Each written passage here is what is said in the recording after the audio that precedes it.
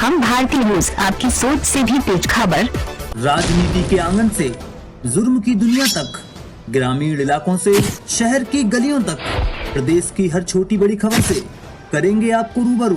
नमस्कार, आप देख रहे हैं हम भारतीय न्यूज। मैं नीलम यादव। आइए देखते हैं इस वक्त की खास खबर।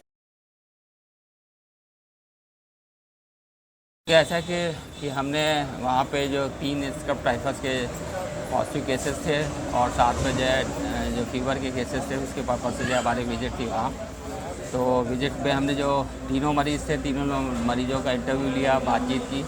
तो उनमें से किसी में किसी प्रकार के कोई लक्षण नहीं मिले और जो उनसे बातचीत से जो निकला उससे भी वो स्क्रब टाइफस को मैच नहीं कर रहे थे, क्योंकि रिपोर्ट स्टेट से आई है, पॉजिटिव की रिपोर्ट आई है, तो वो हमें मानना है। इसके साथ साथ मैंने सीएमओ साहब को निर्देश दिए हैं, क्योंकि इन केसेस में क्योंकि हमें नहीं लग रहा था कि किसी भी तरह के स्क्रब टाइफस के लक्षण न मिल रहे हैं, तो और भी केसेस जो फीवर के हों, जिनमें तेज़ बुखार के लक्षण आ रहे हों, उनके सैंपल लेकर के दोबारा फिर से भेजा जाए, जिससे कि हमें वास्तविकता के बारे में पता चले कि वाकई जो है वो स्क्रब टाइफस है वहाँ या नहीं है। क्योंकि ऐसा कोई वातावरण भी नहीं था जिससे लगे कि स्क्रब टाइफस के फेवर में है। तो स्क्रब टाइफस जो है के लिए ज़रूरी रहता है कि झाड़ झंकार, ऊंची ऊंची घास, खेत, उनमें से जो भी था, उनमें से जो भी मरीज़ थे, वो बच्चे जो थे वो खेत जाते नहीं थे। जो एक और वृद्ध थे, अधेड़ उम्र के थे, वो भी खेत नहीं जाते थे। उनको कुछ पिछले 1-1.5 महीने से 2 महीने से खांसी भी आ रही थी, तो वो मैच नहीं कर रहा था।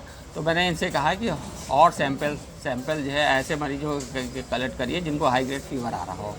और दूसरी चीज़ ये कही है कि जो वहाँ जो कैंप हो रहा था, हेल्थ कैंप बाहर हो रहा था रोड साइड पे, तो उसको आंगनवाड़ी केंद्र पे प्रधान जी के सहयोग से अंदर आंगनवाड़ी केंद्र में, वहीं पे अंदर आंगनवाड़ी केंद्र काफ़ी साफ़ सुथरा है, वहाँ करने के लिए मैंने इनको कहा है, निर्देशित किया हुआ है।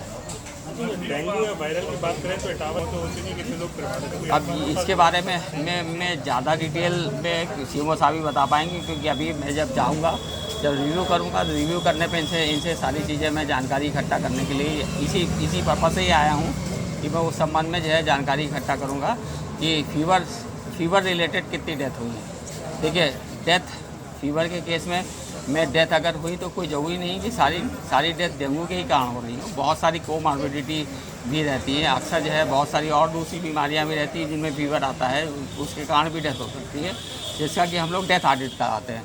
तो उसी के बारे में हम डिस्कस इनसे करेंगे कि डेथ ऑडिट आपने कराया था, उसमें क्या निकला, आगे क्या आपकी कार्य योजना है, आप कैसे जो है इस बीमारी पर काबू पाएंगे। जो मेरी सलाह रहेगी, एक तो ये रहे कि फीवर ट्रैकिंग की रहेगी।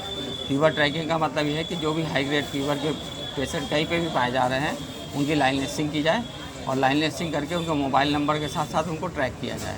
ट्रैक करने का मतलब ये होगा कि उनसे पूछा जाए, लगातार हम उनके संपर्क में रहें और जिससे हमें जानकारी रहे कि उनकी स्थिति कैसी है। अगर वो ठीक रह रहे हैं, उनको ड्रग किट भी डिस्ट्रीब्यूट की जाएगी, दवाओं की दवा भी किट भी डिस्ट्रीब्यूट की जाएगी। उनकी अगर स्थिति ठीक रहती है तो घर पर रह करके इलाज करा सकते हैं, और अगर उनकी कोई ज़रा सी भी तकलीफ़ होती है तो एक और आदेश जारी किया है हमने। वो ये आदेश है कि जो CSCs है उनमें भी मरीज़ भर्ती किए जाएँ, क्योंकि CSCs पे अगर मरीज़ भर्ती नहीं किए जाएंगे तो लोड सारा शहर पे जिला अस्पताल में पड़ता है। तो जिला अस्पताल में अगर आप जाएंगे तो ऐसा लगेगा कि सारा जिला